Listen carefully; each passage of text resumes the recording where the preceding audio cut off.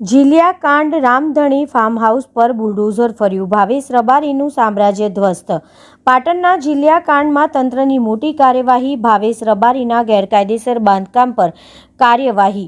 જીલિયાના રામધણી farm house પર demolition કુખ્યાત ભાવેશ સામે નોંધાયેલા છે અનેક ગુનાઓ। તાજેતરમાં ફાર્મ હાઉસ પર થઈ હતી મોટી બબાલ હમલાની ઘટના બાદ કાયદો સકંજામાં કસાયો। ભાવેશ જીલિયાના ફાર્મ હાઉસ પર પોલીસ તૈનાત, એલસીબી સહિતની ટીમો ફાર્મ હાઉસ ઉપર ખડે પગે। ભાવેશ રબારીના ફાર્મ હાઉસ પર નોટિસ બાદ એક્શન, ભાવેશ રબારીની મસ્તાની ગેંગ પર પોલીસની કાર્યવાહી।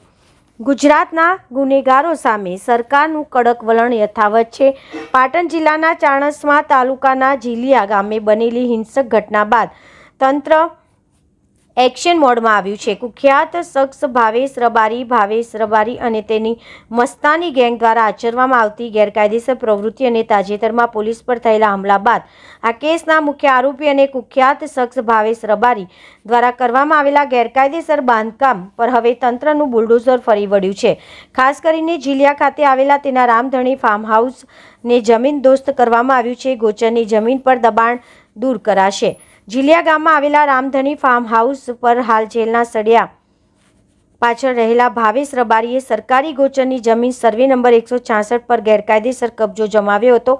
આ મામલે મનીષ રાઠોડ દ્વારા 4 નવેમ્બર 2025ના રોજ પાટણ કલેક્ટરને લેખિત અરજી કરવામાં આવી હતી। આ અરજીના આધારે તપાસ કર્યા બાદ તંત્રએ મકાન અને શેડ તોડી પાડવા માટે 7 દિવસની નોટિસ આપી હતી અને હવે પ્રત્યક્ષ કાર્યવાહી શરૂ કરી છે। ભારે પોલીસ બંદોબસ્ત વચ્ચે કાર્યવાહી।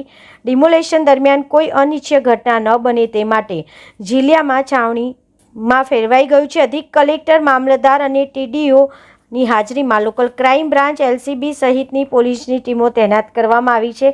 ભાવેશ રબારી સામે માત્ર પાટણમાં જ 10થી વધુ ગુના નોંધાયેલા છે, જેમાં ખંડણી, ધાક ધમકી અને વ્યાજખોરી જેવા ગંભીર કેસોનો સમાવેશ થાય છે। તેની સામે ગુસ્સી કોર્ટ હેઠળ પણ ગુનો નોંધાયેલ હોવાથી તે પોલીસ રેકોર્ડ પર કુખ્યાત ગુનેગાર છે। શું હતી સમગ્ર ઘટના? થોડા દિવસ પહેલા જીલિયા ગામે મંદિરના ફાળા બાબતે સામાન્ય તકરાર થઈ હતી, જેને હિંસક સ્વરૂપ ધારણ કર્યું હતું। લાકડી અને ધોકા સાથેના ટોળાએ ભાવેશ રબારીના ઘર પર આતંક મચાવ્યો। જ્યારે પોલીસની 112 વાન ઘટના સ્થળે પહોંચી ત્યારે હિંસક ટોળાએ પોલીસ વાહન પર પણ પથ્થરમારો અને તોડફોડ કરી હતી।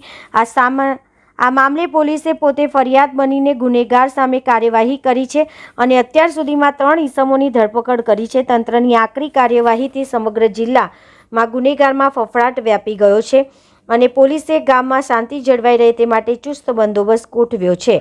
ભાવિક પટેલ, બનાસકાંઠા। રીતે મેં આપને કીધું એ રીતે પંચાયત વિભાગ, મામલતદાર સાહેબશ્રી અને અમારી પોલીસની સમગ્ર ટીમ આ સ્થળ ઉપર હાજર છે અને ગૌચરની જમીન ઉપર જે ઇલીગલ કન્સ્ટ્રક્શન હતું, એન્ક્રોચમેન્ટ હતું, એ હટાવવાની કામગીરી ચાલુમાં છે। ઘણું બધું એન્ક્રોચમેન્ટ હટી પણ ગયું છે। બાકીનું જે એન્ક્રોચમેન્ટ હટાવવાનું છે એની કામગીરી હાલ ચાલુમાં છે। જ્યાં સુધી આ એન્ક્રોચમેન્ટ હટશે નહીં ત્યાં સુધી પોલીસ બંદોબસ્ત ગોઠવી દેવામાં આવે છે? ક્યાં ક્યાં ગોઠવી દેવામાં આવે છે? અત્યારે તમે આ વિસ્તારમાં જોઈ શકો છો કે જે એન્ટ્રી ગેટ છે, એક્ઝિટ છે અને આજુબાજુનો વિસ્તાર છે, ઇવન ગામમાં પણ પૂરતો બંદોબસ્ત છે। પીએસઆઈ શ્રી, પીઆઈ અને મારી આખી ટીમ અત્યારે સ્થળ ઉપર હાજર છે અને જ્યાં સુધી આ દબાણ હટાવવાની કામગીરી પૂરી નહીં થશે ત્યાં સુધી પોલીસનો ચુસ્ત બંદોબસ્ત અહીંયા આંકડામાં કહી શકાય કે કેટલા પોલીસ અધિકારીઓ છે? દબાણ છે ખાલી વરંડો હટાવશે કે પછી અંદરનો પણ કોઈ ભાગ? અત્યારે આ પ્રોસેસ ચાલુ છે અને જે ટેકનિકલ માહિતી તમે વિસ્તરણ અધિકારી છે અથવા પંચાયત વિભાગ પાસેથી મેળવી શકો।